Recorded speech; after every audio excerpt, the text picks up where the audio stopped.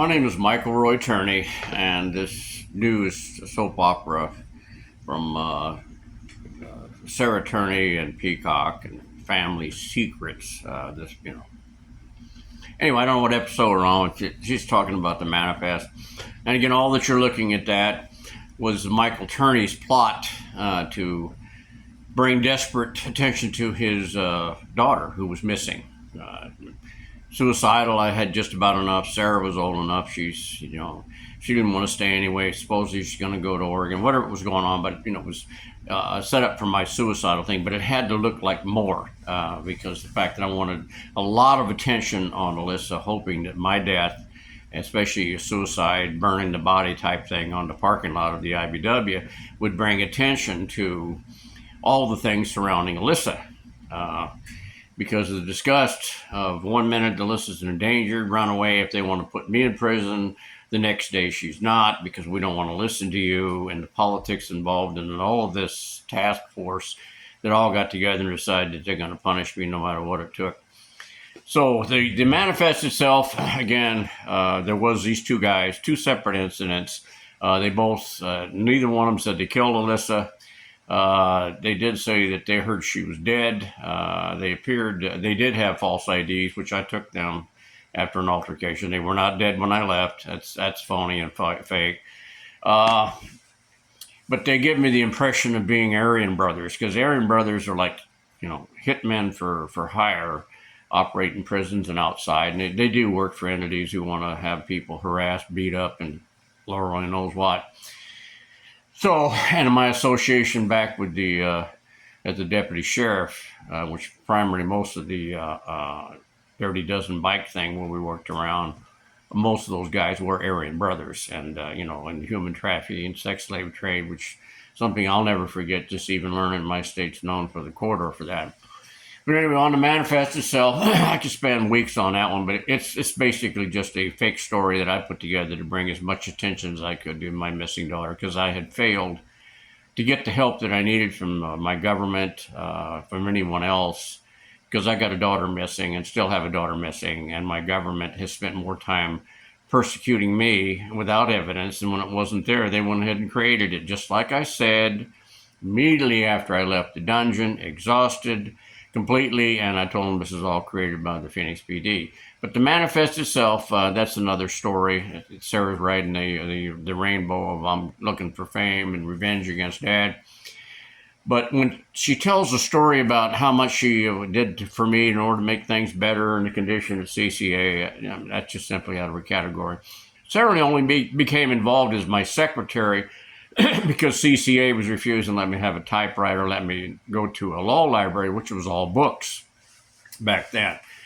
And then again, the conditions at CCA were really horrible. I mean, they were at the level probably right now that at one point, not quite as bad as Maricopa County, but they weren't far from it. Overcrowdedness, spoiled food all the time, not enough personnel, a lot of stabbings and fights and things all on a regular basis.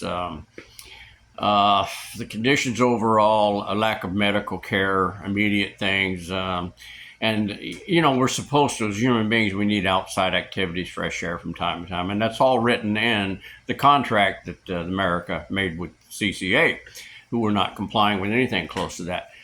So one of the things I'd filed was Sarah was helping me, and I filed a lot of motions to try and get Susan R. Bolton to give me a evidentiary hearings and what have you, to get these two crooked cops up here with all these tape recordings to show her that there was coercion used in reference to the Fourth Amendment, which there's a lot of things. Courts make excuses. They get bribed. They get this and that, and trickery movies and all this other stuff by lawyers. But the one thing is that if you can establish coercion in reference to a Fourth Amendment or search warrant, that's pretty much well thrown out. And that was my objective because, I knew that the Phoenix PD planted the plastic pipe bombs. And that's another long story. So anyway, but it did fit with my manifest the way it looked. But so the issue of the conditions at Corrections Corporation America, which is the detention center clear over in Florence, and you had to be transported every day back and forth if you wanted to plead not guilty. This is what came with the part of the torture. And en route there, when I was there, there's a device that they put on handcuffs to keep the escape artists from getting loose. And it's a good device. It seems like it works. But CCA would take us, and we had to hold our hands like this for the whole day, back like this, because the handcuffs went along with the CCA would not allow you to rotate it. And a number of us fell out of the bus, including me. And the time that I fell out, Susan R. Bolton from the bench mocked that.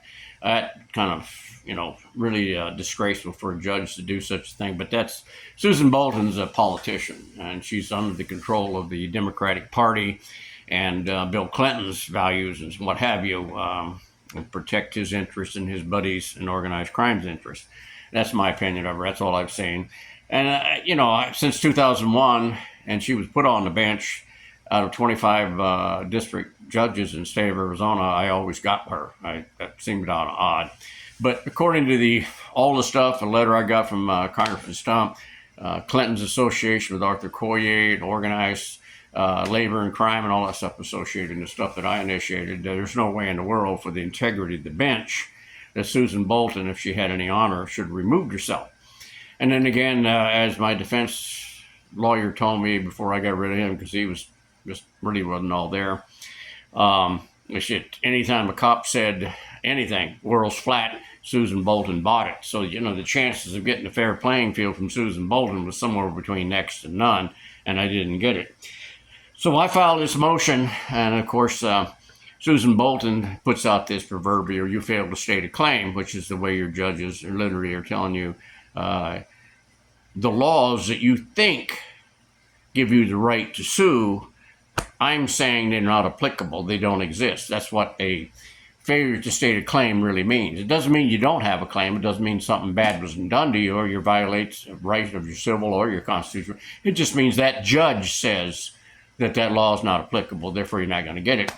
Which led to people like Chief Justice Berger declaring the hotspot for corruption, political corruption, would be the federal district court, which it is.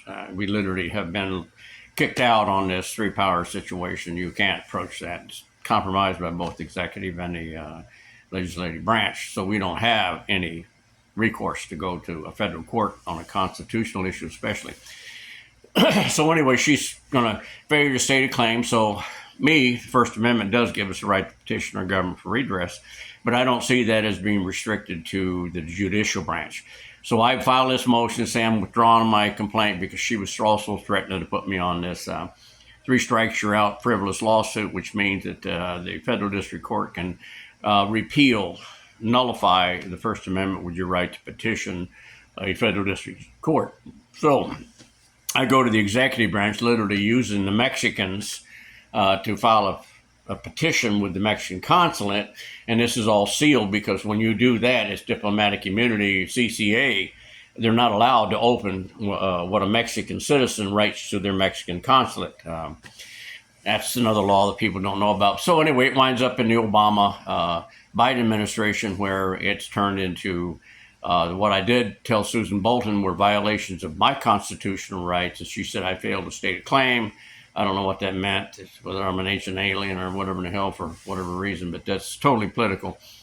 They come back and Obama and them come over, and I didn't get to hear all of this or benefit from this because by the time this come around, I got a judge that's going to deny all my motions to get the evidence I need to proceed with the trial. I got close to 20 months in. I got a promise, 46 to 57 months. The prosecutors tell me if I don't take this thing, that someone in the house has to go to prison because of the bombs. And so I really don't have much choice but to take the plea bargain, make the deal with the prosecutor, which I've showed you on YouTube videos, and then they turned around and, of course, they didn't honor it. The prosecutor asked for 120 months. Susan Bolton immediately gave it, sent me to Pennsylvania, said I couldn't be housed in Arizona, and, la-di-da-di-da, all the other kind of stuff that went on because that's what politics and what they call weaponizing Department of Justice can do to you.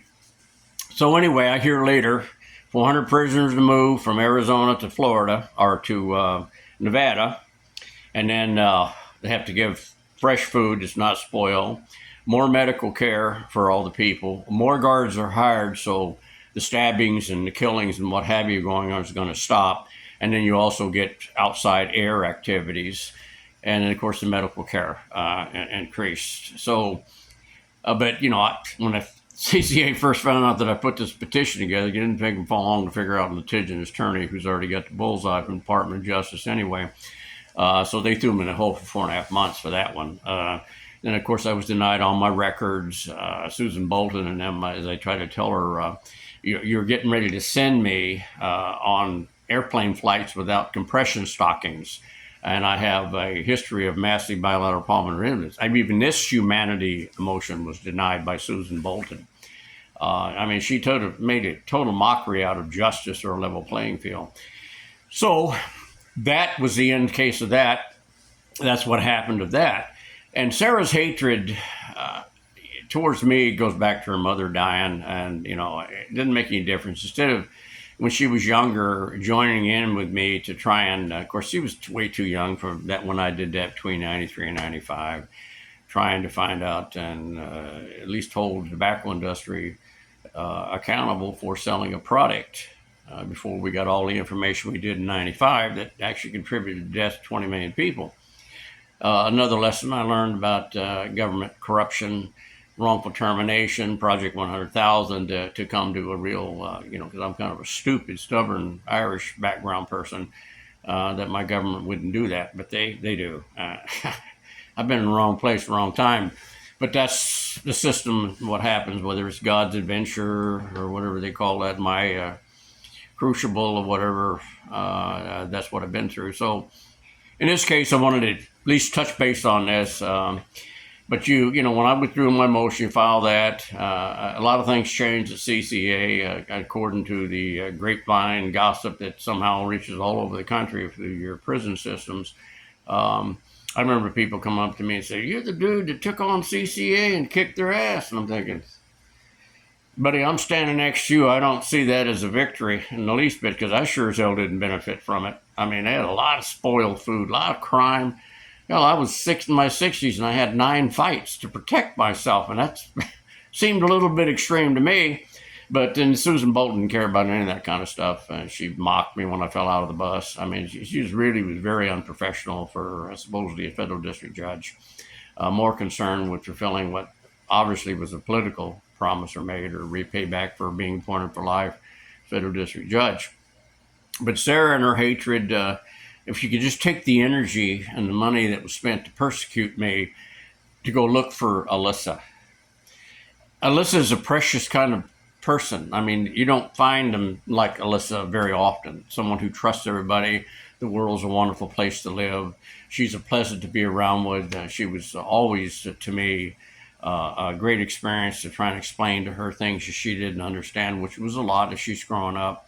Just a great person inside, but so vulnerable to the evil and manipulation by people like Charity and Katie and them that talk about it. She's so much fun to be around because she's giving them cash, they're giving her drugs, they're doing all these things, teaching her how to shoplift, all these kind of things that Alyssa, it just wasn't in her nature to be that way. You're talking about a kid that, she sees a butterfly and she's going to follow it around, and she's just fascinated with all that kind of stuff, and she's not thinking evil, but constantly in danger because someone else told her, "Oh, listen, if you pee in a cup and give it to a kid and tell him it's lemonade, that's funny. Unless if you go out here and jump in front of a car to see if they'll stop, that's okay. Unless if you jump off a house on your head, there's nothing going to happen to you. Unless if you get pregnant and have a baby, you come home, your daddy's going to give you a convertible and rent you an apartment for your senior in high school. A charity situation. Listen, what do you need to worry about? You don't need to finish high school. Go on about that. Making out with her on campus, like a couple lesbians. All this kind of stuff is the stuff that Alyssa went through. If a boy kisses you and sticks his tongue in your mouth, you're going to have a baby, which Alyssa always wanted a baby since Sarah was born. So I'm rambling again, but you'd have to understand how great it is to be around a human being that doesn't have this deceit and conniving and manipulating and stuff like Sarah's doing. It just, of all the kids, you could see this, what they're doing back and forth. And, once you call them in and they had to listen to poor old dad's long speeches about what they did wrong and then the implications and danger. But with Alyssa, it was different. To just be around a person like that, and you think to yourself, You know, if everybody was like this kid right here, this would be a hell of a lot better world to live in. But I can't get even enough interest of my government, though it's involved in human trafficking, possibly, with a state that has that and all the corruption and evil in the state, that I can't even get them to search for her. We somehow, for some whatever reason, we can't go south to follow the trail. There's an actual trail, folks, that goes through Arizona. That's why it's called a corridor for human trafficking. It goes right into Mexico, goes in different directions, off is what I've been told. And I've actually taken a venture, but I can't go anymore because now I'm one of those heinous, many convicted felons in the United States because I was set up by a couple of bad cops that belong in prison themselves. But again, government can detain you anytime it wants to, folks, for any reason. They don't have to have a reason for as long as they want. And then sit back and tell you, well, whoops, no evidence, huh? No big deal. No big deal. Right. You throw an American in prison, detain him for all the time that did it be, and it's just natural, and we have a right to do that. That's communism. That's socialism. That's Hitler. I mean, that's just the way it is. You just throw people in jail because you think you want to, or based on a petition and TikTok, rumors, innuendos, and lies, and NBC, ABC. Wow, we're in a lot of trouble. So we'll go on to the next episode, folks. We'll see what's going on. Maybe we can go ahead and sell some popcorn candy and in between, like making a little profit off of this damn soap opera. You know, that'd be kind of nice, wouldn't it? Anyway, when I get done with whatever I'm going to write up, I'm going to see if I can figure out how to put it on for free on YouTube and whatever. YouTube right now is restricting my videos while they give Sarah all this airtime. I don't know what's behind that, but I have a sneaking suspicion it's called money. Good luck to you. Pray for America because we're in a lot of trouble. If now Americans can be detained anytime, anywhere for as long as they want based on petitions, rumors, innuendos, and lies.